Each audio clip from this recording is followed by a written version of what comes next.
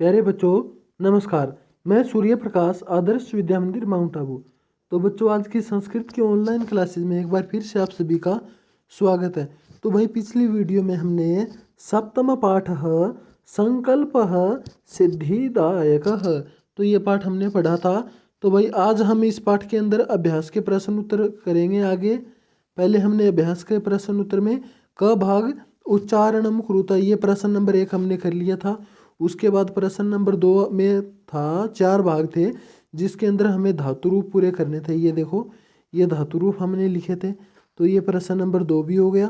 अब इसके बाद में आता है प्रश्न नंबर 3, प्रश्न नाम उत्तराणी लिखत, प्रश्नों के उत्तर लिखो। और ये उत्तर हमें कैसे लिखने हैं? ये उत्तर हमें लिखने हैं एक पदेन, यानी कि एक पद में, ओनली वन वर्ड आंसर। तो पहला क्या है? क भाग, तपः प्रभावात के सखायः जातः, तपस्या के प्रभाव से कौन मित्र बन गए? तो इसका उत्तर आ जाएगा हिंस्र, यानी कि हिंसक पशु। इसका बनेगा हिंस्र पशवः।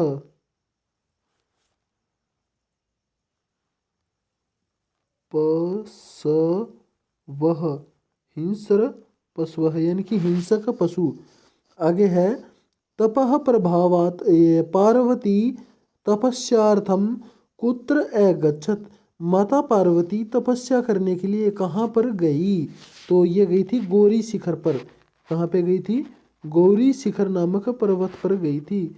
तो इसका उत्तर आ जाएगा गौरी शिखरे, गौरी शिखरे। ठीक है। इसके बाद में आगे है कह शमशाने वसती, शमशान घाट में कौन रहता है? तो इसका उत्तर आएगा शिवः, यानी कि भगवान शिव शमशान में रहते हैं।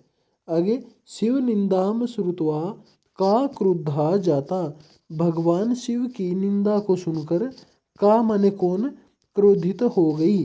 तो इसका उत्तर आएगा पार्वती, माता पार्वती क्रोधित हो गई।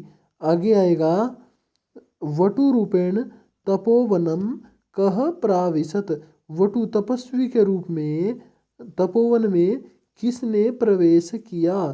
तो इसका उत्तर आएगा शिवः, यानी भगवान शिव ने तपस्वी के रूप में वहां पर प्रवेश किया था भाई।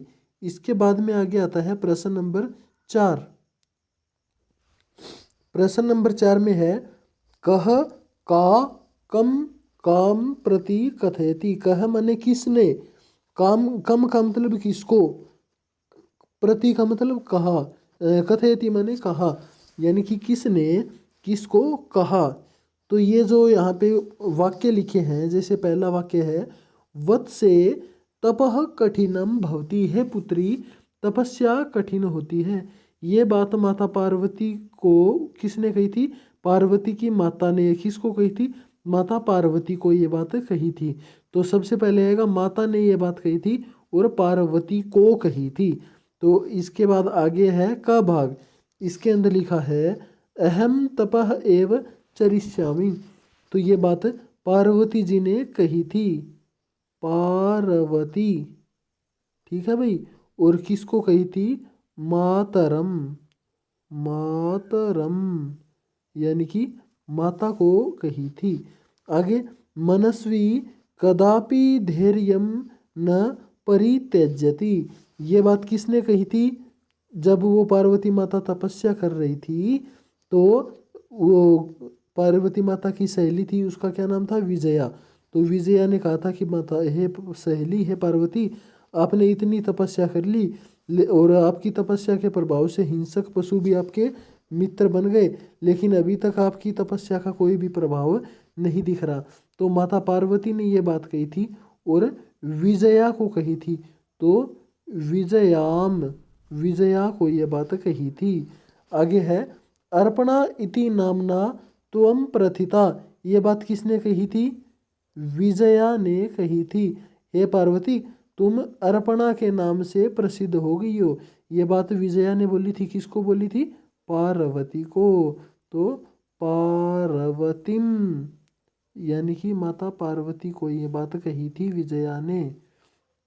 आगे लिखा है पार्वती प्रीतोऽस्मि तव संकल्पेन। तो ये बात किसने कही थी?